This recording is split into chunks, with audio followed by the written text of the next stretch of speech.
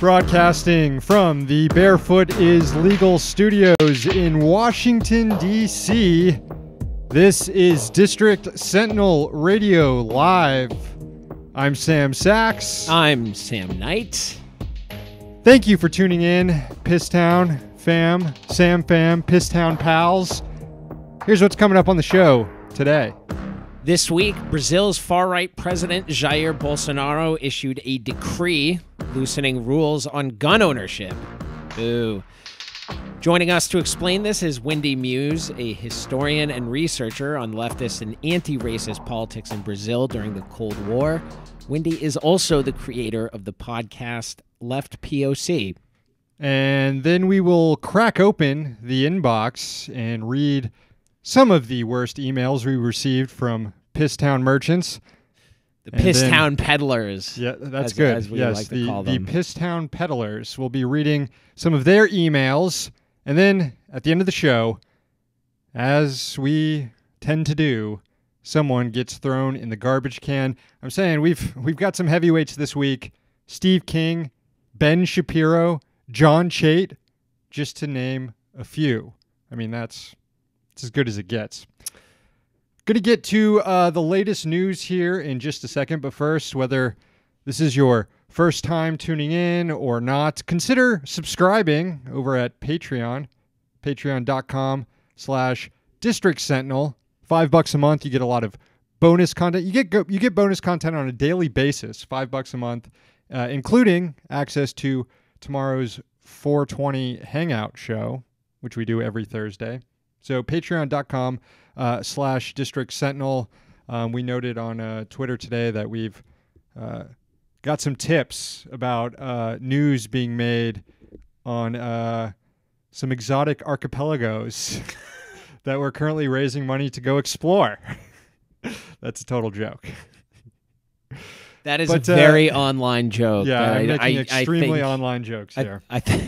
It would require 30 minutes of the podcast just to even start to go down that route. Yeah, well, maybe not. Just referencing Russiagate grifters trying to crowdfund their Hawaiian vacation trips under the guise of doing journalism. They're going to investigate Tulsi Gabbard and maybe bring down her share of the vote from 3% to 2.7%. Got him. Got her. It's vital work that they're doing, and it just so happens that they need to do that work in Hawaii. No, I noticed they're not crowdfunding to investigate John Delaney, who I guess represents Maryland or something. Yeah. He too will get 1 or 2% in the upcoming primary. Probably not even that much. Not going. Anyway, let's move on to the news, shall we? Yeah. So, committee assignment update. AOC is on the House Financial Services Committee, meaning she'll help oversee Wall Street. Ocasio-Cortez posted on Twitter, quote, "Personally, I'm looking forward to digging into the student loan crisis, examining for-profit prisons / ICE detention, and exploring the development of public and postal banking to start." Smiley face emoji. Smiley face emoji is right. We've been talking about postal banking on this show for years. I feel like we've dropped the Bank of North Dakota one or two times as well. Every time we talk about it, it was always, I never thought we'd ever get a politician on Capitol Hill pushing for it. And we do. We do. So that's promising. Yeah, promising. No Ways and Means, of course, that was her number one choice. And overall, few progressives on key committees like Ways and Means and Energy. But House Financial Services should be fun. It'll be fun watching AOC grill Steve Mnuchin. Isn't Rashida Tlaib on there too? I think so. She got a seat on there. I think so as well. Pelosi packed a lot of these progressive new members on financial services, which is good. We'll grill a lot of bankers, but worth noting that she didn't live up to her commitment at all, Nancy Pelosi, in granting Congressional Progressive Caucus members 40% representation on the major committees. We talked about this last week when we got news from, the Appropriations Committee, Energy and Commerce Committee, that CPC members didn't get 40%. They didn't get 40% in these new ones here. And interestingly, the CPC members who did get seated on these major committees were CPC members who were also like part of New Dem caucuses. So Hakeem Jeffries, we're talking extremely down centrist with lawmakers. NDP, Nancy D'Alessandro Pelosi. Yeah. So we got a bunch of centrist lawmakers who are progressives in name only.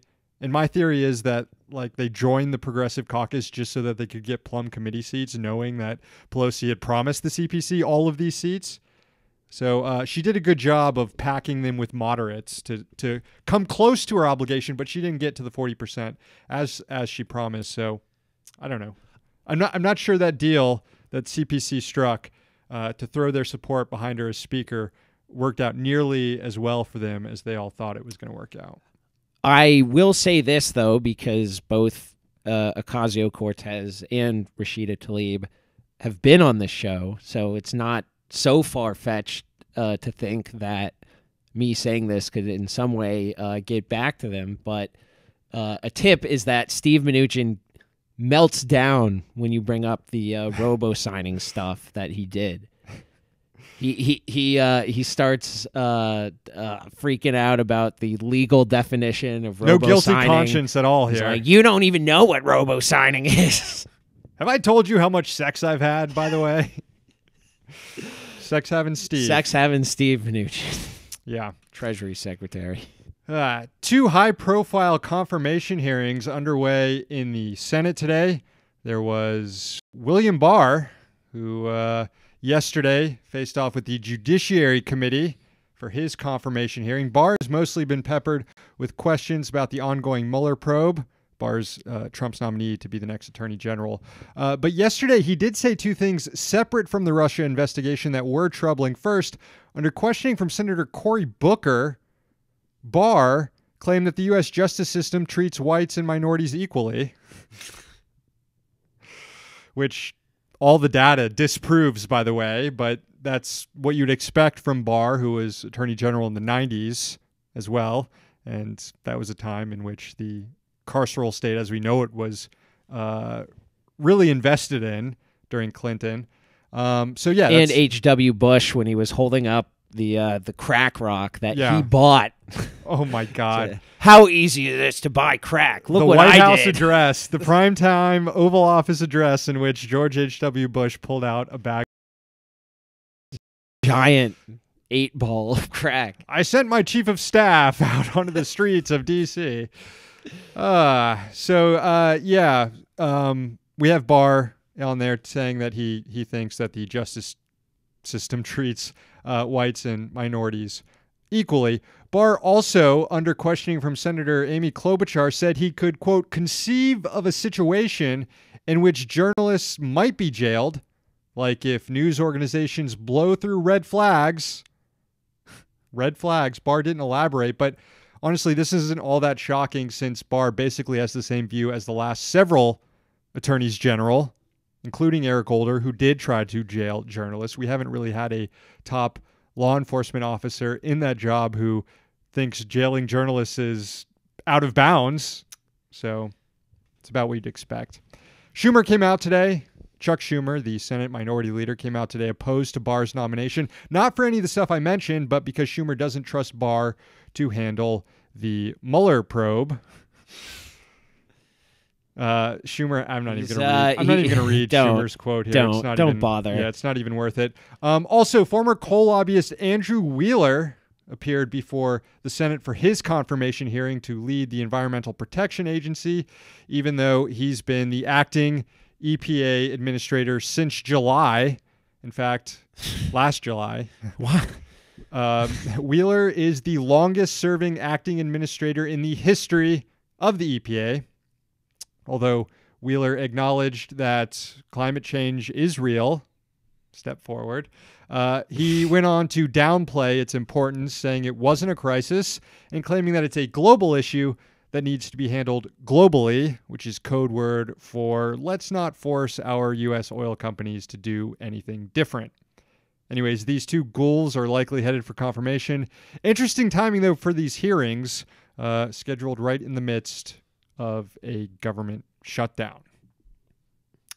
The Washington Post got a hold of lists showing VIP guests at the Trump Hotel in D.C. over 12 nights last year. Included among the guests a gaggle of T-Mobile executives that bought the equivalent of 38 nights worth of hotel stays. Now, these visits are newsworthy because the executives booked their stays immediately after T-Mobile announced a proposed merger with Sprint, one that requires greenlighting from the FCC. In fact, T-Mobile's insufferable celebrity CEO, John Legere, stayed at the hotel the day after the proposed merger was announced. Subtle. The Post noted that Legere had past tweets about Trump's hotels from before Trump was president, and unsurprisingly, they were not positive. I'm so happy to wake up in a hotel where every single item isn't labeled Trump, Legere wrote in one tweet that has, for some reason, been deleted since Trump was president. I can't imagine why. Anyway, not trying to beat a dead horse here, but this is exactly why Rashida Tlaib was correct to say impeach the motherfucker. Yeah, I mean, every single day, Trump is engaged in corruption and violating the U.S. Constitution by operating his hotel and having business leaders, foreign dignitaries stay there to curry favor with the president. And no one seems to give a shit. I guess we need a few more Russian. If we could get more Russians photographed staying at Trump Hotel, maybe people would care. I don't know. Maybe. Mike Pence gave a foreign policy speech today, and look out, axis of evil. Here comes the wolf pack of rogue states. Oh, wow. Quote, beyond our global competitors, the United States faces a wolf pack of rogue states. Ow! Pence told U.S. ambassadors gathered in Washington today for an annual conference, quote, no shared ideology or objective unites our competitors and adversaries except for this one. They seek to overturn the international order that the United States has upheld for more than half a century. The wolf pack, as defined by Pence, includes Iran and North Korea, and Cuba and Nicaragua and Venezuela and Latin America. Now, the wolf pack of rogue states might sound corny, but it's better than the other ideas they floated. The goose gaggle of bad countries, the dog pack of evil, and the goat herd of countries we want to bomb and invade for their natural resources. I don't know. I'm on Team Wolfpack all the way, 100%. Sam Knight, not a wrestling fan, so doesn't get this reference at all. But I've got a picture of Sting, Lex Luger, Steve Nash up there. Kevin Nash, not Steve Nash. Not the Phoenix Suns basketball player turned Premier League soccer commentator, but why don't we just... I might not be a wrestling fan, but I have just 2 words for you. Just 2 words. Suck it! The only thing that Sam knows from the 90s wrestling phenomenon. All right, shall we move on? Yeah. Okay. Someone fucked up, according to a guy who tweeted at Dave Weigel. Max G. Marshall drew this to the attention of the Washington Post reporter. Someone left Klobuchar for president logo mock-ups at a coffee shop in Northwest D.C. Marshall took photos of them and sent them to Dave. Here's the bold slogan that attempts to capture the magic of Amy Klobuchar, per the photo, quote, courage for our country. Makes me want to put knives in my eyes, so I think it accurately conveys the appeal of Amy Klobuchar. Klobuchar was asked about this. Her senior advisor, Justin Buxton? Sorry, I can't read that. I think I need glasses. Bowen. Bowen. It's a weird spelled name. Anyway, her senior advisor, Justin Bowen, told a CNN reporter, quote, while the Senate... There are mountains in the logo. While the senator likes mountains, the last time we checked, Minnesota doesn't have a lot of them.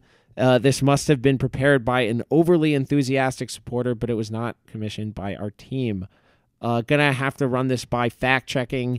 Not sure there is such a thing as an overly enthusiastic Klobuchar supporter. So this smells like bullshit, and possibly it was from them, Yeah. And they got caught, and they're like, "Oh, this was just a trial balloon." I just pray that this wasn't. Maybe they purposely left it there too to get someone talking. Yeah, I was thinking that. Trial balloon for a Klobuchar 2020. Courage for our country. Let's see if we can get this viral. Let's go. Assuming that wasn't the plan and this was left behind by accident, I just pray it wasn't one of Klobuchar's staffers who's responsible for this. Speaking of which, the Klobuchar compromat envelope still hanging up over there, not to be opened until the Klobuchar 2020 campaign implodes. Yeah, that was one of my thoughts when I saw the courage for our country, other than just immediate revulsion, was that at least we're gonna get to see a slow-mo car wreck on national TV. That should be should be good. Finally, news about another potential 2020 candidate, Beto O'Rourke, who's traveling around the country and blogging about it. Oh, God. Yeah, it's bad. Quote, travels with Charlie, except lame. Quote, a lot of big trucks rolling down Pancake Boulevard, and there aren't any sidewalks. Beto wrote in a Medium post published today. He's somewhere in Kansas. He goes on to say, have been stuck lately, in and out of a funk. My last day of work was January 2nd. It's been more than 20 years since I was last not working. Maybe if I get moving, on the road, meet people, learn about what's going on where they live, have some adventure, go where I don't know and I'm not known, it'll clear my head. Reset. I'll think new thoughts. Break out of the loops I've been stuck in. Hold on. Let me vomit a little bit here. Old Pancake Boulevard. Beto did have clear enough of a mind to sit with the Washington Post recently. Wait. I don't know if he was on Pancake Boulevard, because it sounds like more that he was on Corn Boulevard. Corn Boulevard. Corn with extra schmaltz. Jesus Christ, dude. This is some corny. This is the corniest shit I've seen since James Comey was tweeting from Iowa when he's like standing on a road pointing out into the. This is like something, if it was in a high school English class, you'd be like, "Well, he's promising. He's got some talent." But there's Beto's reverted back to when he was in a band and posting on LiveJournal and stuff, emotional stuff. Anyways, Beto's like a 40-year-old dude. He was clear-headed enough to sit down with the Washington Post in an interview. That is not the interview. In an interview that was published this week, no wall, few specifics. He was asked about several policy debates underway right now, from immigration to Syria, and Beto didn't have much to say. A lot of I don't knows, a lot of this is something that should be debated. He just needs to clear his head, you know? Yeah. Get out of these repetitive loops that I've been stuck in ever since my parents divorced 2 summers ago. He was asked this weird question about, like, can America still fix itself? Is the Constitution still working? And Beto had this odd response. He said, quote, I think that's the question of the moment. Does this still work? Can an empire like ours, with military presence in over 170 countries around the globe, with trading relationships and security agreements in every continent, can it still be managed by the same principles that were set down 230 plus years ago? Yes, that's the question. That's the problem. The problem is not empire. The problem is our Constitution, which is not equipped to manage empire. I fucking dare Beto to run for president. I dare him. We're going to eviscerate him on this show if he does.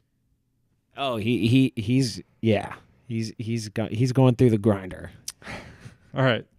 We'll get to our interview here with Wendi in just a second, but first, time to check out the tubes, the email tubes. It's From the Inbox, where we read you some of the shittiest emails we received this week. I'll go ahead and go first. I got an email from some organization calling itself the Physicians for Civil Defense. Sounds like a shitty group that Michael Tracy would defend online. Yeah. The Physicians for Civil Defense are actually trying to adhere to small government principles. It came from the who is this? This was the group's president, Dr. Jane Orient, who sent me this email with an urgent warning about green energy. The health hazards of green energy, it's titled. It Sounds legit. Yeah, it claims that there are some risks to consider with the Green New Deal, which are the following: environmental and human costs of mining rare earths. These are exported, leaving U.S. totally dependent on imports for essential elements. I'm not even sure what they're talking. I guess they're talking about elements that go into solar panels, but I mean, this stuff's going on. As opposed to the oil industry, Yeah. which doesn't leave the U.S. totally, et cetera, et cetera. Toxic waste from solar panels, 250,000 metric tons already. Lead and carcinogenic cadmium from broken panels are leached into the groundwater. Yeah, this isn't true, and to the extent that this is a problem, it can be solved pretty easily with proper disposal techniques. But yeah, it's not like fossil fuel burning leads to any environmental damage or contamination, right? This email goes on to talk about the rotors of sickness, wind panels, infrasound that can affect heart, inner ear, and brain. Again, this is coming from people who call themselves physicians, which reminds me that Ben Carson was a brain surgeon at one time. The email goes on: fire hazards. Rooftop solar panels can overheat. Wind turbines are called the perfect incendiary device. Yes, turbines are the perfect incendiary device. Not like thermite or anything. Wind turbines. You know, they found wind turbines in the rubble at the World Trade Center. So is the theory that the turbines blow onto like a brush fire and cause it to move into to turn into a bigger fire? Is that the you're thinking too hard about it. You're thinking too hard about it. Keep an eye out for Physicians for Civil Defense, an organization that clearly knows a lot about green energy. I've got a fun one this week on some hot political sports gambling action. Oh, hell yeah. Subject, odds: what food will President Trump serve to the Super Bowl champions? Now, this comes after he served McDonald's and Wendy's to the Clemson Tigers, the college football national champions. And the odds are from bookmaker.eu. Leading the pack, you have burgers and pizza are at minus 150, meaning you have to bet $150 to win 100. Then you have Subway sandwiches at plus 150, which means bet 100, get 150.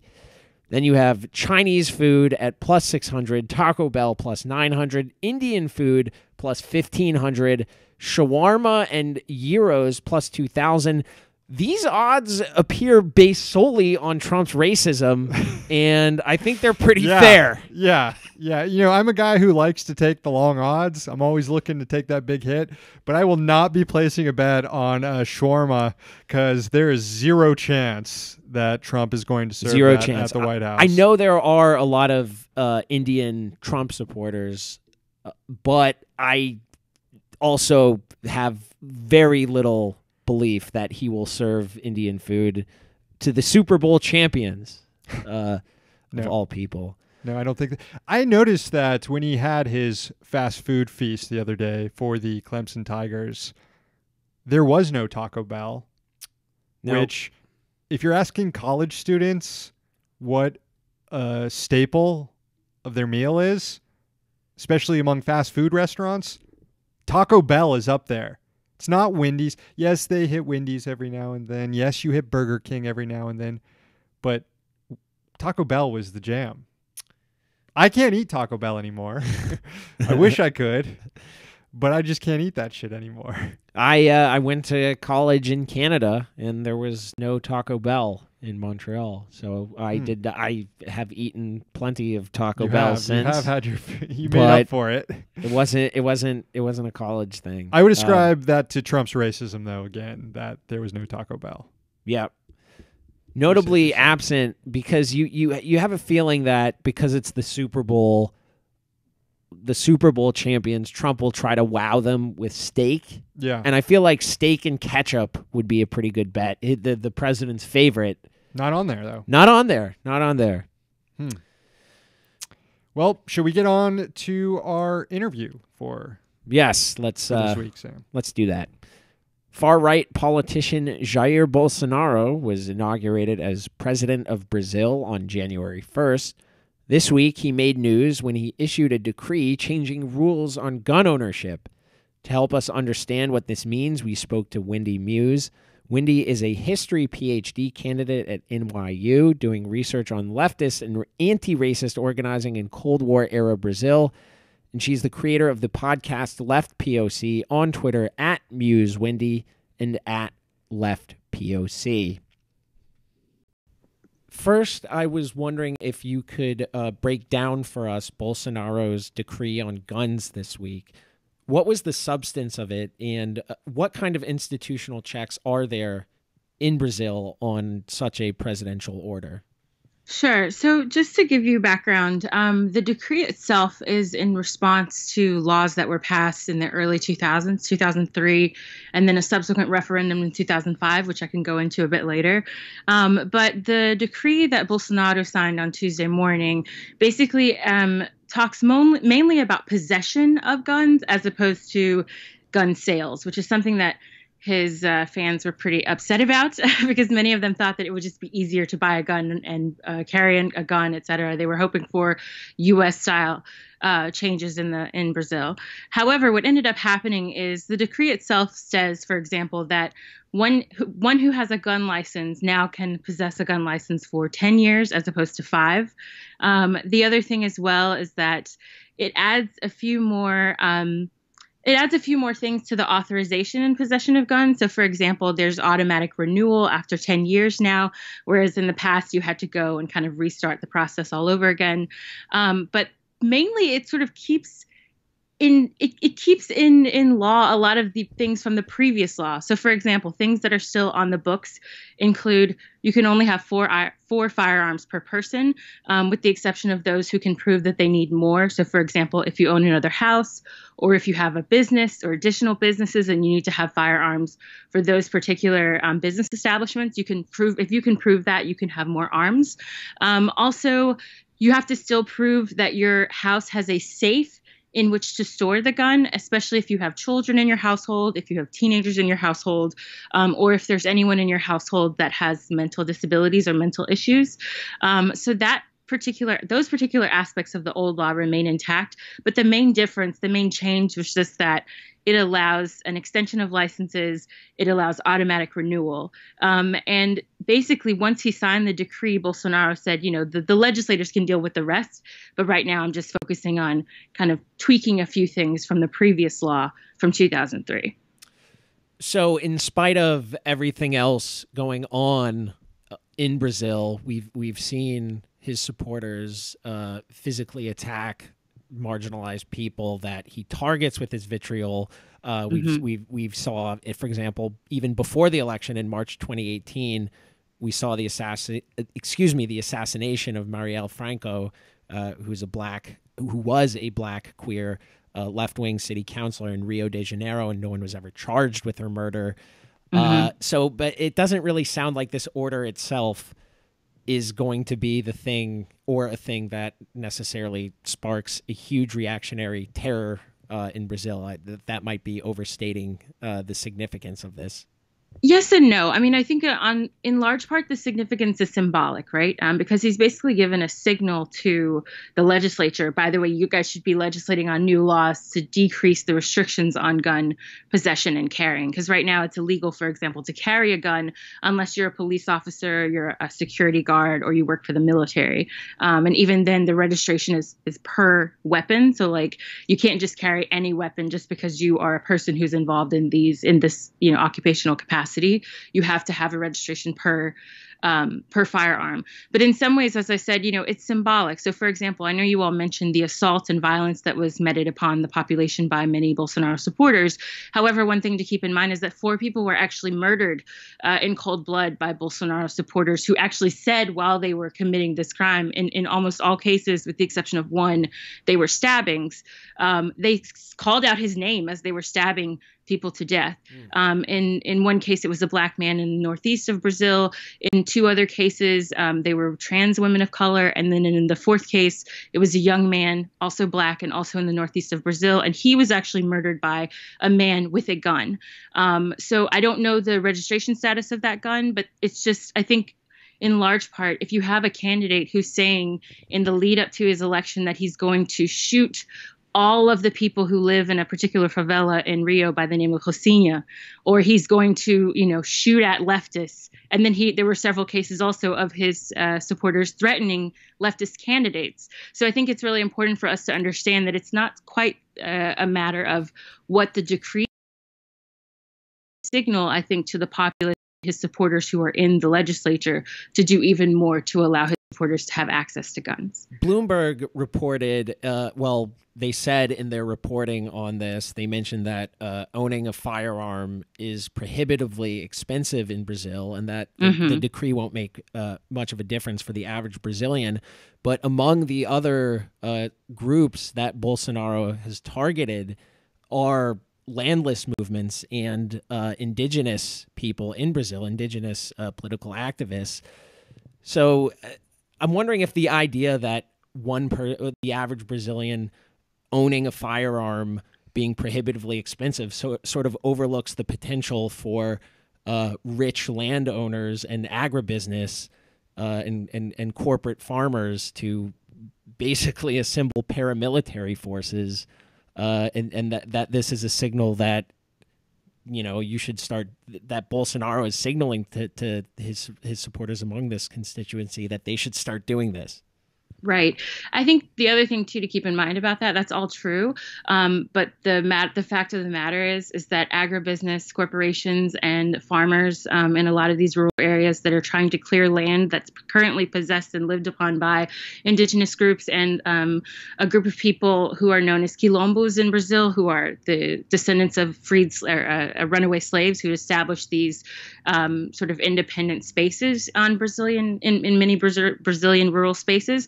The issue is that these groups have always been hunted precisely because of their living upon this land that is rightfully theirs, of course. And so I think we have to be careful not to try to sort of reroute history and kind of think of this Bolsonaro election as the beginning of time.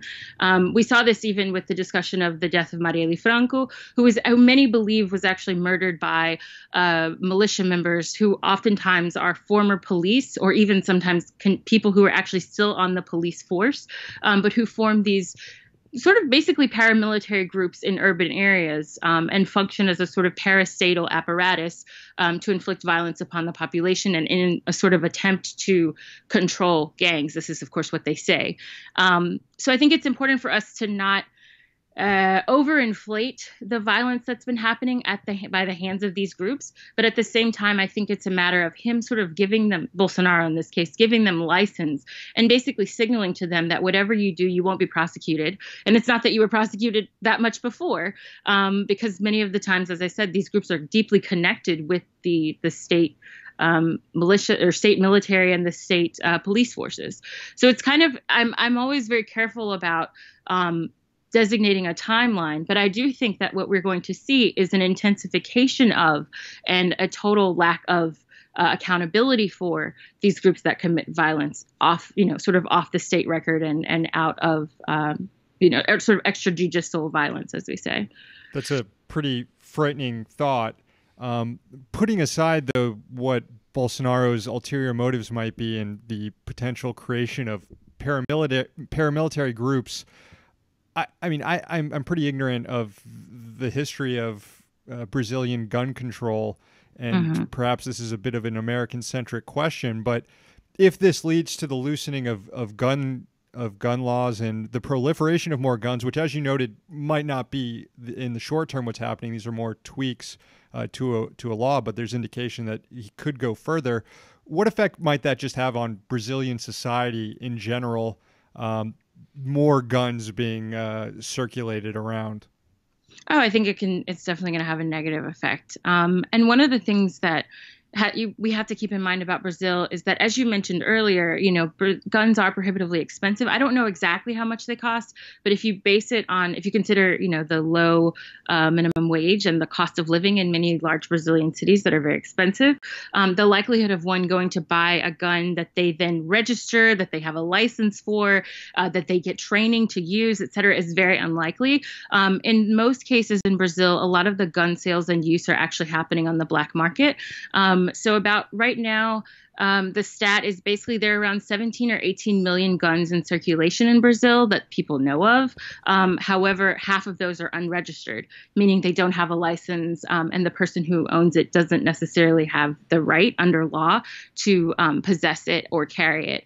The other problem, too, that a lot of people have to think about with regard to Brazil is that, again, thinking about corrupt police forces, former military personnel, et cetera, they are using their access to guns to then also help recirculate guns on the black market. So as I mentioned, the militia groups before that are made up of police officers, for example, the people who murdered to have been using military police grade issue bullets. A regular person doesn't just have access to those. So whatever gun they were using and the bullets they were using was something that normally would have been used by military police in Brazil, which I think is just sort of a hint and a reminder of the fact that so many of the guns in circulation are being produced in Brazil, but oftentimes for people in an official capacity. The other thing, just to add to that as well, that I think has an important social impact is the fact, for example, that Taurus, which is the name of a Brazilian manufacturer, it has about 3 factories in Brazil and 1 factory in Miami, which is where a lot of former Brazilian citizens live. Their stock actually went up by about 180% at the election of Bolsonaro and his announcement that he was going to loosen gun laws. You've also seen as well Bolsonaro supporters who have gone on Twitter, gone on to Instagram and other streaming sites to basically pronounce that they are going to shoot up Black people and shoot up gay people and things like this. So I think that it gives a sort of opens up the floodgates for people to be more expressive of the violence that they're going to commit against marginalized groups. And they know that their president reflects that kind of language. Correct me if this is an oversimplification, but it seemed like for a while Brazil, and you noted that Bolsonaro doesn't come from a vacuum. There are long established historical patterns of oppressive forces in Brazil. But it did seem like the country was making some widespread progress with social democracy under Lula, who, of course, is the longtime former president who would have likely defeated Bolsonaro last year if he wasn't imprisoned on questionable corruption charges. But to what extent is Bolsonaro a product of the Brazilian right reacting to gains made by working class people and other marginalized people and other marginalized communities in Brazil, sort of in the years before the reaction? Oh, it 100% is. So if you look at the voting body, there's been some people who have focused primarily on the people who are lower middle class who voted for Bolsonaro, even some poor who voted for Bolsonaro. But if you look at the statistics, the actual breakdown of the vote that went to Bolsonaro versus the vote that did not, which is the majority, actually. Most people did not vote, or they voted for the other candidate, Fernando Haddad. But if you look at those numbers, what you see is it's like, I'm laughing because it's so direct. There's a direct correlation between class ascendancy and even race and the Bolsonaro vote. So if you were to draw a line, it's basically a diagonal line up in the direction of the more income you have, the higher education you have, which in Brazil is very restricted almost entirely to wealthy people and people with access socially. If you look at that that line, you kind of see that there's a correlation of people who the higher their income, the more likely they were to vote for Bolsonaro. So I think that's important to keep in mind when we talk about the kind of backing that he had. And also, again, it's also racially correlative because race and class in Brazil go hand in hand in ways that I think sort of make the U.S. look. I mean, it's so exaggerated that it's literally like a direct line. If you're wealthy, you're way more likely to be white in ways that in the U.S. there's some exceptions to, more so than in Brazil. And so I think that that's important to keep in mind. And I think that when you think about the things that were happening in the lead up to Bolsonaro's win, even in prior years, prior to the imprisonment of Lula, during the Dilma administration, those who were reacting in response to Dilma and crying about corruption and things like that, most of the times once you started to really dig and see what was behind their claims, most of it was a type of grievance towards the poor and towards people of color. And oftentimes these two things are more or less the same in Brazil. There's a type of grievance politics that's behind it. People being upset and feeling like their taxes are going to, quote unquote, poor people who don't want to work or people who just want to have babies and live off the dole. This kind of language that we remember, most of us who were alive during the Reagan administration, we saw once again in the Brazilian case in a hyper exaggerated way. And I think that kind of politics is what undergirds the power ascension of someone like Bolsonaro, and it continues to fuel his rhetoric to the present. So I think that there is a complete and direct connection between this sort of resentment of poor people being, pulled out of poverty by someone like Lula and subsequently Dilma, and having some equal or closer to equal access. I think people who had socioeconomic power felt directly threatened by that and voted for Bolsonaro in overwhelming numbers. Bolsonaro's been a pretty known quantity for a bit in terms of just how right-wing and authoritarian he is, and also just how downright, how much of a lunatic he is. I'm thinking of that video of him talking to that reporter in which he threatens to rape her and beat her up. And yet, after his election and all the awful things he said on the campaign trail and threats of violence, we've, of course, seen praise for him from U.S. leadership, from Israeli leadership, and in the U.S. press, Bloomberg, the Wall Street Journal, those sort of places. Financial press. Big on Bolsonaro. Yeah, big on Bolsonaro. A lot of this can be explained by the fact that right-wing authoritarians stick by each other and support each other, and that's who's in power in the U.S. and who's in power in Israel, and those are the folks that run the editorial pages at the financial press outlets here in the U.S. But how far does that go? I mean, does Bolsonaro, can he get away with pretty much anything he wants? Here he is, as you discuss, might be setting the ground for the rise of paramilitary organizations to hunt leftists or people of color or LGBTQ individuals in Brazil. Is there anything that Bolsonaro could do that would elicit any sort of condemnation from the U.S. or any of these people who have supported him today?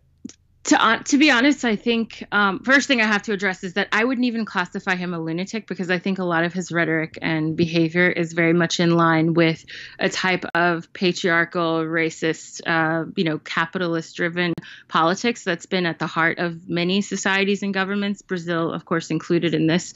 So I don't even want to use that kind of language with regard to his response to the populace, because He's more I think calculated. Exactly. I mean, I don't think it's a matter of mental illness or a deviation, in fact, from a lot of things that we've heard in the Brazilian case before, because you have to remember that there was a military dictatorship where this kind of violence was meted upon the population on a regular basis and a standard. But I think praise that he's received from, countries like the United States and Financial Times and Israel as well, goes back to this economic question. They have a lot to gain with his economic plan, because he has in power right now someone by the name of Paulo Guedes, who is his finance minister, or was at least advising him in the lead up to the campaign, or during the campaign, excuse me. And he's a product of, the University of Chicago, people known as the Chicago Boys, the same types who ran the austerity program during Pinochet's rule in Chile. And so I think we have to bear in mind the fact that they have a lot, the West and capitalists in the West have a lot to gain from a presidency like that of Bolsonaro, because he's basically giving free rein to those corporations to operate in Brazil in ways that in previous years, while Lula and Dilma, of course, welcomed corporations and things like that, it wasn't quite as open as what Bolsonaro wants to do. I mean, he's basically said he wants to liquidate the Amazon in ways that I think in the past, while not perfect, and certainly riddled with flaws as well, but previous governments had tried to at least show some semblance of concern about the environment and put in place some protections to limit access by corporations to foresting and deforestation, and things like that. He and his ilk also want to privatize, for example, Petrobras, which is the Brazilian oil company. And this is something that the U.S. has kind of been angling for years, starting very far back. But what we saw at its height with the Obama administration, actually, who was spying on Dilma's administration precisely to understand what was going on with potential privatization of Petrobras, which she did not do. So I think we have to consider that. Also, the weapons sale issue. I mean, let's just be frank. A lot of the connection between Brazil and Israel is not one of some sort of cultural affinity, which is what both Bolsonaro and Netanyahu have been trying to present, as if Netanyahu cares somehow about the Jewish population in Brazil. It has nothing to do with that, and entirely to do with the fact that Israel creates arms that Brazil wants to buy and put in place in its poorest neighborhoods. So, for example, the governor of Rio, recently elected, who's a big Bolsonaro fan and of the same party of Bolsonaro, recently traveled to Israel with one of Bolsonaro's sons to buy drones that shoot down upon the populace indiscriminately. And so, I think, and of course, Bolsonaro has mentioned that he's going to move the embassy to Jerusalem and things like that. So I think a lot of this is more about what can they get from each other? How can I scratch your back? You can scratch mine, as opposed to some sort of, other rhetoric that they're using to defend these new alliances. And I think also that there is these connections that are being made to serve to benefit directly the capitalist systems in these Western countries. I don't think they're going to interrupt Bolsonaro's violence and rhetoric until perhaps he does something that signals a type of protectionism, which at this point he hasn't stated that he plans to do.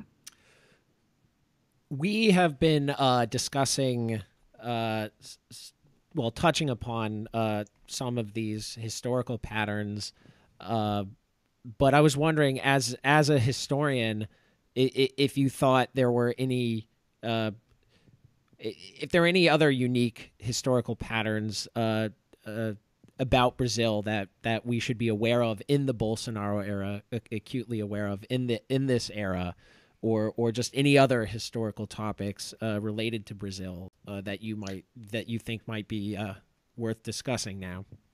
Oh man, that's a big question.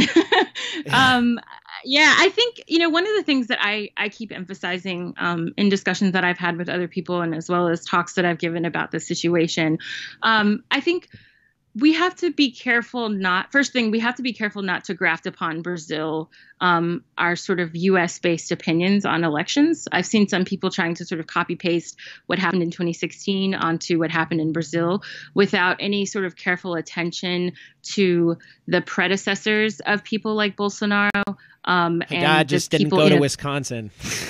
Right. Yeah, exactly. Like it's not quite like that. There were some weakenings of ties between the PT and labor organizations and things like that, but it was not anything close to the degree of what we saw the Democrats do in the U.S. and the Clinton campaign. But I think people just kind of get lazy in their analysis and say it was the same thing when it wasn't.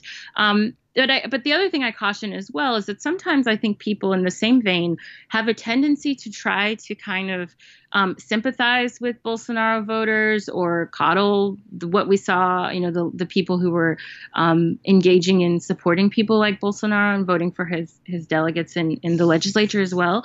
I think we have to be careful and understand that a lot of any sort of pro-fascistic or pro-fascist angling in Brazil has roots. It's not something that is new or anti-establishment or, somehow innovative and different. I mean, it goes back to the fact that Brazil was a slave-holding society until 1888. And even then, it continues to have, sort of slavery off the record. And I think we have to understand how that system has pervaded in Brazil and remain sort of in practice in a lot of ways, because every attempt that was made to kind of uproot these longstanding practices has been pretty much, crushed. I mean, every time Brazil gets its wings and is like, okay, we're doing democracy now, cool, something happens. They befall a dictatorship or they have to deal with a fascist coming into office. And Brazil has gone through so many different changes throughout just the 20th and 21st century alone, that I don't think we can have the same, we can just move over our analysis that we have on the United States into that of Brazil. The other thing I just wanted to say and add really quickly that I often also say is the fact that a lot of the language Bolsonaro was using was explicitly racist and explicitly classist, explicitly sexist, explicitly homophobic, in ways that many people were shocked to see about Brazil, because I think there's this idea that Brazil is a multiracial paradise where everyone is free to be who they are and there's no restriction upon, your identity and things like that. But the reality is just that a lot of that for many years has sort of been hidden. And it's not to say that people weren't exercising that in ways that were very comparable and sometimes in some ways to the United States. There's socioeconomic and racial segregation and hyper segregation, in fact, in terms of where people live, where people go out to eat, where people go to school, all of these things that we see in the United States in some ways people didn't realize were also happening in Brazil, and in some ways in more intense degrees. And so we have to consider how he was sort of touching on pre-existing notions and ideas that people or attitudes that people already had in some cases, but that they weren't expressing just because of the sort of social mores that were against that.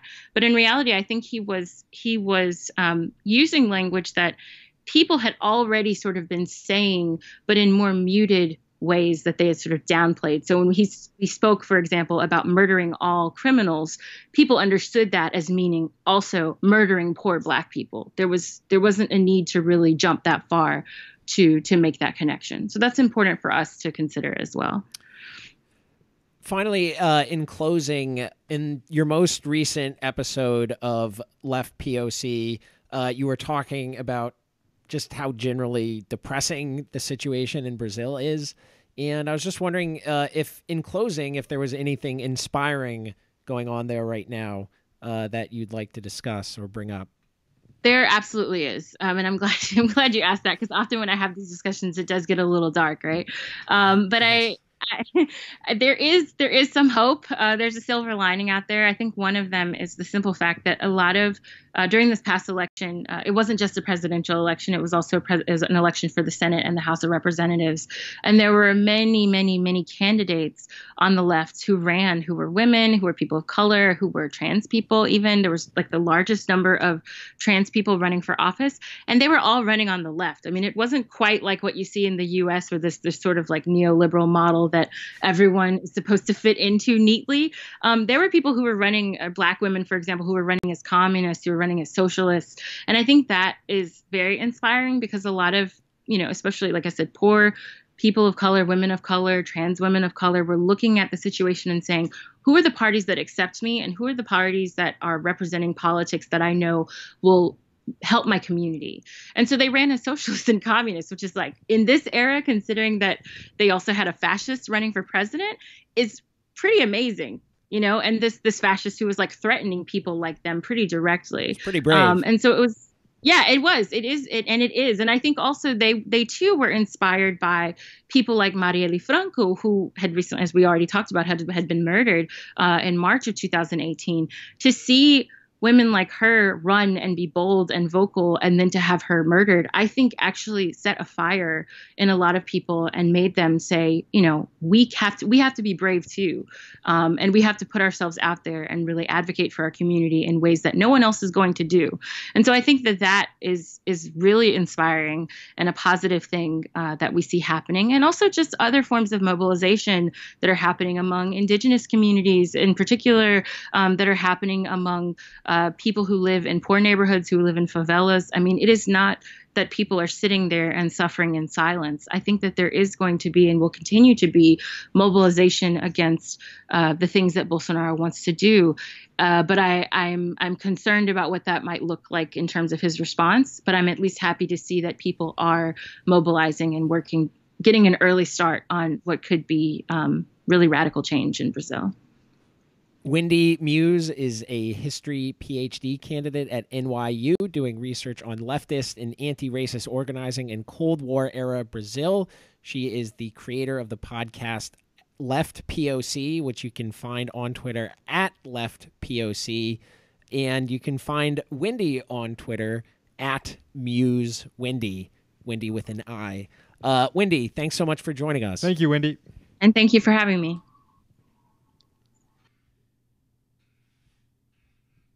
And we are back live in Pisstown from the Barefoot is Legal Studios. Sam Sachs and Sam Knight. God damn it, I've got Glenn Greenwald in my menchies right now. Like, I tweeted at Glenn 10 fucking hours ago. I didn't tweet at Glenn. I purposely did not use Glenn's handle. But I woke up to Glenn defending Jesse Singal or whatever on fucking Twitter.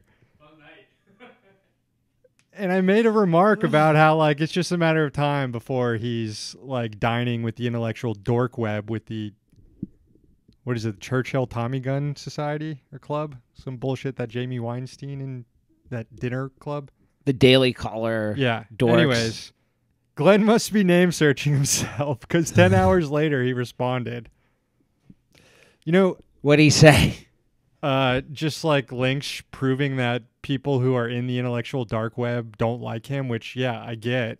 But how old were those links, too? Yeah, exactly. My point, yeah, that's my point is, like, a couple of years ago, I didn't think Glenn would be chummy with Tucker Carlson, thanking Tucker for running pieces on his show about Glenn's homeless dog shelter. It's like, you're doing great work down there, Glenn, but you don't need to reach out to Nazi Tucker Carlson to do promotional work for you. Glenn pulling out those, I don't know how old those links are, and maybe they're not that old, and maybe Glenn will see this and I didn't even really I didn't understand and lecture his me tweet. about what the how old those links were. But I just get the image of pulling out really old links, like Uncle Rico style, being like, I could throw the football over the mountains over there. Yeah. Living off your past glories. Look, to be completely honest, I didn't understand what Glenn's tweet back to me, what he was trying to do. I mean, I get he was being sarcastic, but his tweet was pretty confusing. And ultimately, like, I'm a fan of Glenn. I like Glenn's writing. I used to. I still like a lot of his writing in a lot of arguments. I think he's an important voice, especially in this Russiagate debate. But the fact that he won't listen to all of these people who are telling him just, hey, stop going on Tucker Carlson's show, which is extremely easy to do. You're not forced to go on white supremacist Fox News show. You don't have to do that. And, like, the way he responds and just turns everything back to, oh, what, I'm only allowed to go on Rachel Maddow's show? It's like, well, no, she sucks too. But there's a difference there. But don't go on Rachel's show either. That's the position to take. That's fine. If you just wanna... don't go on any of these bullshit cable news shows. If you want to draw an equivalency between Rachel Maddow promoting bombing of brown people and how that's racism, and Tucker Carlson's explicit immigrants are dirty racism that he puts on every night. If you want to draw an equivalency between those, which is a bit problematic, I'd say. But if you want to draw an equivalency, fine. Don't go on any of the networks, any of those programs. But I don't. Glenn just goes. Glenn just goes on Fox News on Tucker Show.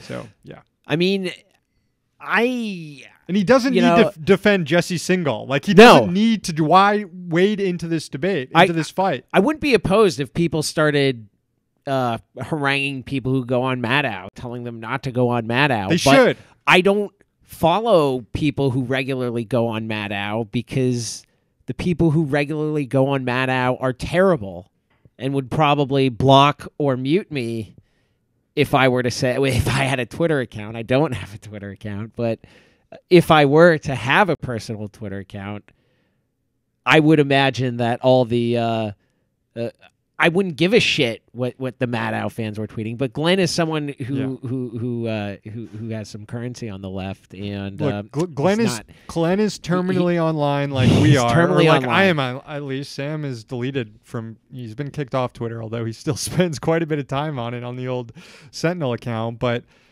like, Glenn doesn't need to be. I don't know. It's not working out well for him. He's hitting a bit of a cold streak, yeah, I would say. I see I'm getting owned in the chat room for cutting out part of my DC Sentinel sticker on my computer here to show the Apple logo. It wasn't to show the Apple logo. The Apple logo is going to show anyways because it's fucking light that's going to shine through the sticker. I'm just, I didn't want a sticker coming halfway through the logo. Aesthetically, it didn't look right to me. So I cut it. Not that looks any better, but here we are. We got some other action in the chat room. We have Joseph commenting on the Super Bowl champion Trump food bet, saying Trump does not know what shawarma is. It's safe bet. Agree. I think that sounds right to me. Daff saying, Glenn, go on District Sentinel. We canceled Glenn, but we'd consider having him on again probably. Yeah, we'd have Glenn. Come on. We've canceled him twice, but we'll have him on again. We didn't actually cancel him, but he's like canceled in the online sense. If Glenn wanted to start whipping up don't go on MSNBC stuff, I think he should do that. But first he has to get off Tucker Carlson. He has to be like, you know what? I made a mistake. Yes. I shouldn't have gone on Tucker. I'm going to... He doesn't even have to say that. I don't even care if he says I made a mistake. Just stop going on the show. Every time he's going to go on the show, people are going to give him shit. That's the way it's going to work. I think it comes out of an old school, because he's talked about how Chomsky has discussed using the media to your advantage. Yeah. You don't need, just start a YouTube channel. No one below the age of 40 gives a shit about these shows anyway. Look, I could be sympathetic to Glenn's argument that it's important to go on these big-time platforms to break through some of the bullshit that people like Tucker say and maybe speak to Fox News audiences that don't hear these viewpoints often. That if the issue is important enough that you think you can make a connection with these Fox viewers, then go on and do it. But Glenn's going on to stand for Tulsi Gabbard. How is that an issue that's so important that you have to go on Fox News, go on the Nazi TV show to talk about? January 2019, right. And already the Tulsi bros are going out of control. Yeah, I didn't want to go off on Greenwald because, like I said, I do have some respect for the guy and do appreciate his voice in a lot of debates that are ongoing right now. But he's in my mentions responding to a tweet that I didn't even tag him in from 10 hours ago. So what can I do? All right, shall we move on to the poetry segment of tonight's show? I think that's the best thing to do right now. This is the point in the show where we thank all our new subscribers on Patreon. It's patreon.com/District Sentinel. All new subscribers get a haiku written for them and read on the air by one of the two Sams. You want to go first? I will. This is for Angelico. You know who's awful? That John Cougar Mellencamp. Corny music man. Thank you, Angelico. This goes out to Nagisa, roaming the wastelands, no humans in sight. At last. Apocalypse, good. Thank you, Nagisa. This is for Evelyn. Don't rule it out yet. A campaign slogan idea. Blast Trump to the sun. Thank you, Evelyn. This is for Trillbilly Workers' Party. Government shutdown. More like government shit down. Thank you from Pisstown. Thank you, Trillbilly Workers Party. Good to have the Trillbilly Workers Party on board here. We became MUFOs on Patreon. Yeah. Good group there. Their latest episode is very good. Very good interview they have there. Finally, this is for Neri. I'm not going to lie. I would attend Trump's birthday for free McDoubles. Thank you, Neri.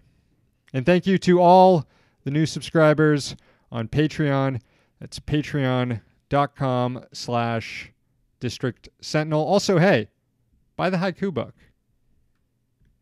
Right here. The District Sentinel haiku book. Makes for a great Valentine's gift, or get it for your parents. They'll enjoy it, I'm sure. The good thing about doing this primetime show on Wednesday night is that intern Nate gets home right around halftime of the show and starts making dinner. Hey, intern Nate.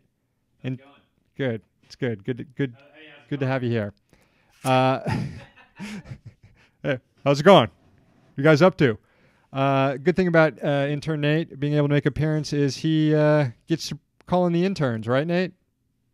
Interns, bring in the can. There we go. Here they come. Here they come. Here right they come. Right this way. Right this way. Oh, whoa. Don't put intern Nate's dinner in there.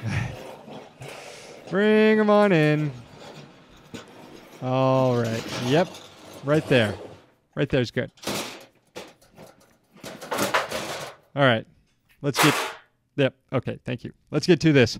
Garbage candidate number 1, Steve King. Okay. Steve King lives in our garbage can. He's been thrown in quite a few times for his explicitly racist quotes.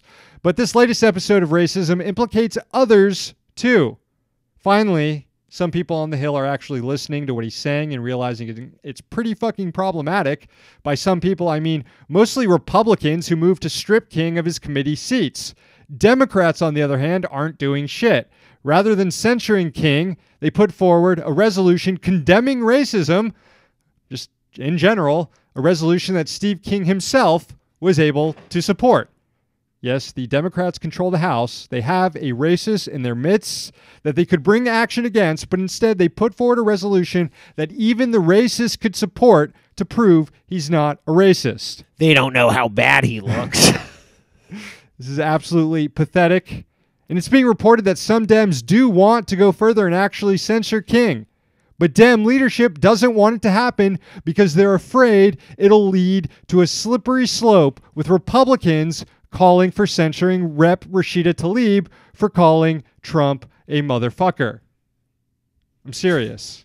This is reporting from the Hill, in which Democrats are afraid that Republicans will try to use the same censure against Rashida Tlaib. The Democrats, a party that doesn't think it's qualified to articulate the difference between saying a bad word and saying extremely racist shit. So yeah, Steve King is nominated for obvious reasons, but if he gets the most votes tonight, House Democratic leadership is going in with him. Yeah, we wonder why they always nominate the House Democrats. Here it was. We didn't start nominate with Steve King, and we end up with Steve King and the House Democrats. You made a strong case, I think. But yeah, we were going to go 1 week without throwing House Democrats in, but I just couldn't help myself. Like, I fucking couldn't do it. Sorry. I mean, they're both slam dunks, so combine them to do some 360 East Bay Funk style shit, I guess. Yeah. Moving on to garbage candidate number 2, John Chait. Chait had some laser sharp insight. Facial wound. Walking facial wound. John Chait had some laser sharp insight on Elizabeth Warren's support for public schools. service, by the way, that impacts the income of Chait's wife, who works in the charter school industry. The New York Magazine's most irritating scold came out with a column titled, quote, "What happens when Elizabeth Warren sells out to powerful interests?" Now, the powerful interests that Chait was talking about are actually teachers' unions, the under siege teachers' unions, who are being attacked by everyone from state budgets and their austerity measures to the Supreme Court and their rulings on agency fees. Anyway, they were opposing shadowy billionaires and investment firms supporting a failed ballot initiative for more charter schools in Massachusetts. This was the nefarious thing Elizabeth Warren was doing for powerful interests. When it was pointed out to Chait on Twitter what this was all about, he came out with this, which sounds like he heard it directly from his charter school wife, if she can even stand to be in his presence anymore. Quote, "The donors to the charter schools may be rich, but their interest in this issue is philanthropic, making it quite different than an interest group protecting its own income," end of quote. That was in the form of a tweet. I wish I had the graphic of that tweet, but that tweet is another contender for worst tweet ever when that tournament gets fired up in a few months. Yeah, it's just pure interest that these billionaires are supporting an assault on the idea of universal not-for-profit education. This is just out of the kindness of their heart that they're doing that. It's just a coincidence these billionaires are attacking conventional public schools as the source of all problems in America for the poor, when public schools perform among the best in rich neighborhoods, among the best in the world in rich neighborhoods. Nothing untoward this at all, this massive assault on public schools by billionaires, according to John Chait, a rotting human cucumber who's nominated this week for the garbage can, especially because he didn't even disclose what his wife does until people shat on him and he updated his post with a whiny note about it. Garbage candidate number 3, Tulsi Gabbard.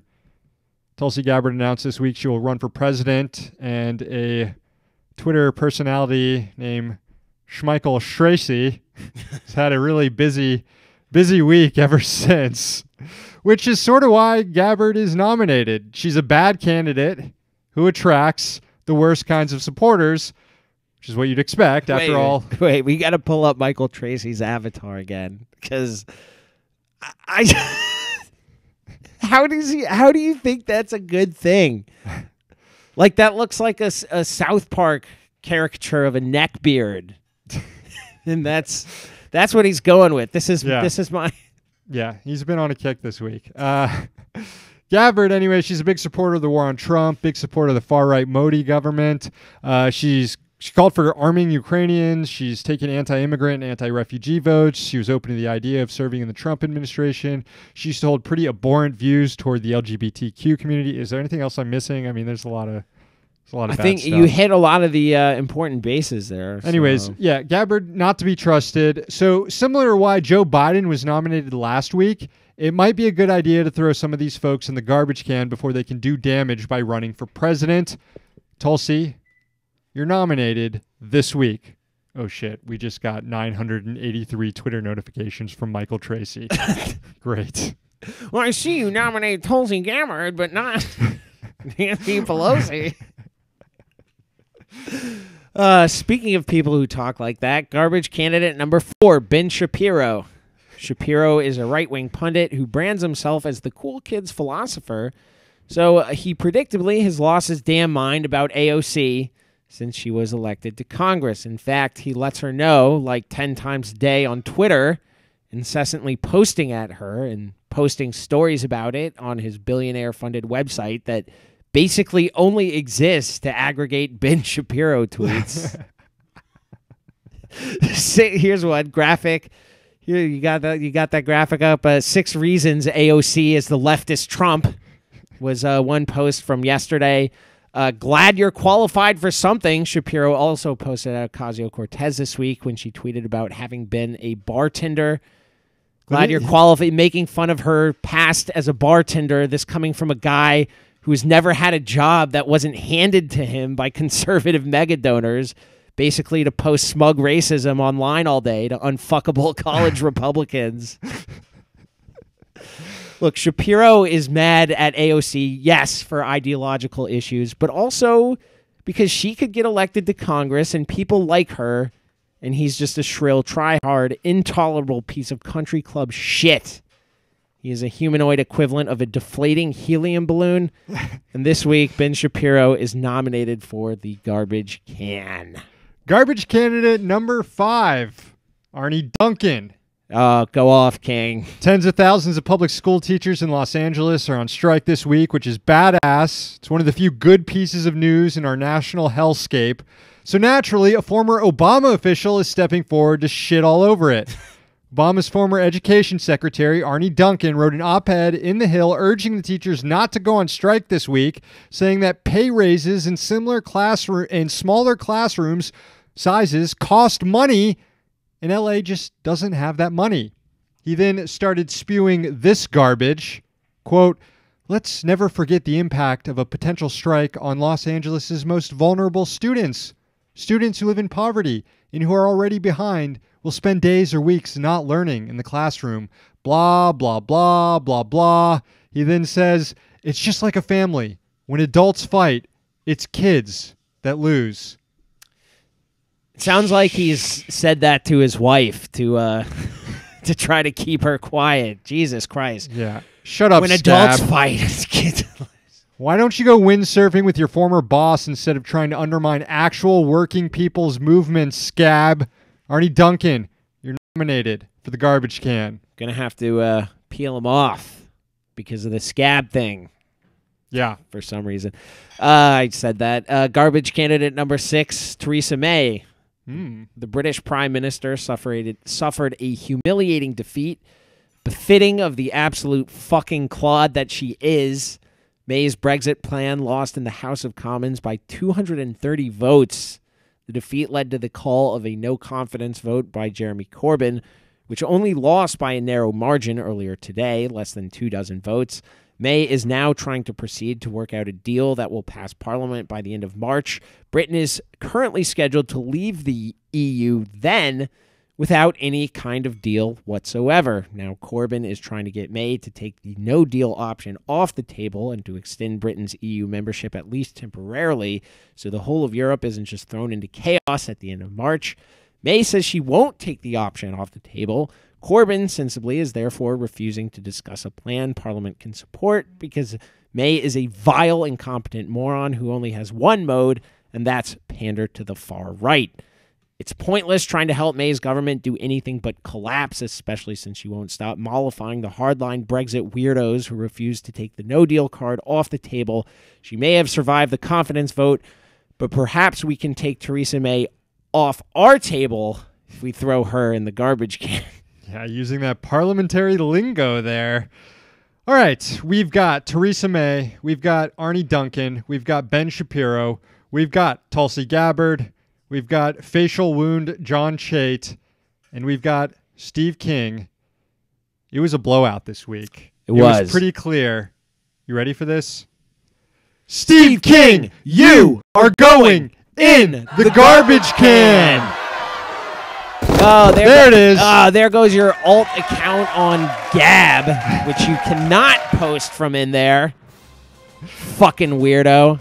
That is the show, District Sentinel Radio Live. Thank you for tuning in. If you like what you watched, consider subscribing at patreon.com/District Sentinel. $5 a month. Help support a news co-op here in Pisstown. We've got bonus content every day, every weekday at least, coming out for you. Subscribe to our SoundCloud, where we release free audio content on a near daily basis as well. Hit subscribe on YouTube while you're here.